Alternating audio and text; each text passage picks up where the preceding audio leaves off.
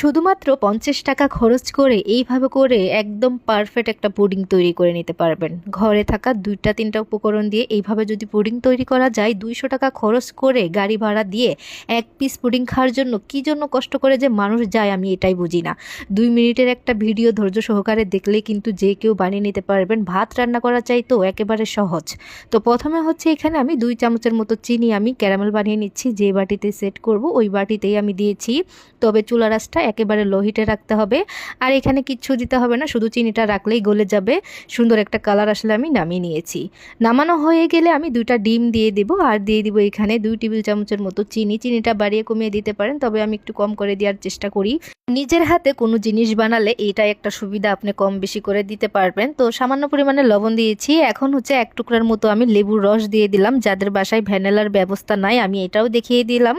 লেবু কিন্তু অ্যাভেলেবেল সবার বাসায় থাকে, কোনো সমস্যা হবে না আশা করি। তো আমি লেবুর রসটা দিয়েছি যাতে করে ডিমের গন্ধটা না থাকে।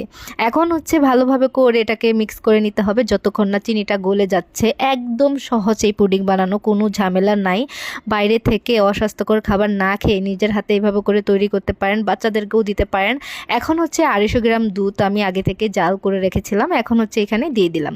1 কাপের একটু বেশি হয়েছে। তো এখন হচ্ছে এটাকে আমি ছাঁকনি দিয়ে ছেঁকে যে বাটিতে আমরা ক্যারামেল তৈরি করেছি ওইটাতে দিয়ে দিলাম।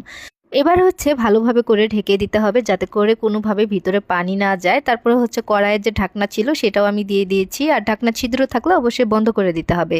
চুলার আঁচটা মাঝামাঝি রাখতে হবে। আমার এখানে সময় লেগেছিল 20 মিনিটের মতো। তারপর আমি কাঠি দিয়ে চেক করে দেখলাম এটা পারফেক্ট আছে কিনা, দেখলাম যে ঠিক আছে।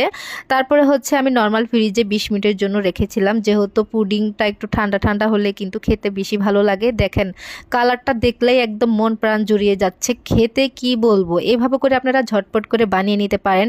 এর চাইতে সহজ কোনো রেসিপি হতেই পারে না, যে কেউ বানাতে পারবে।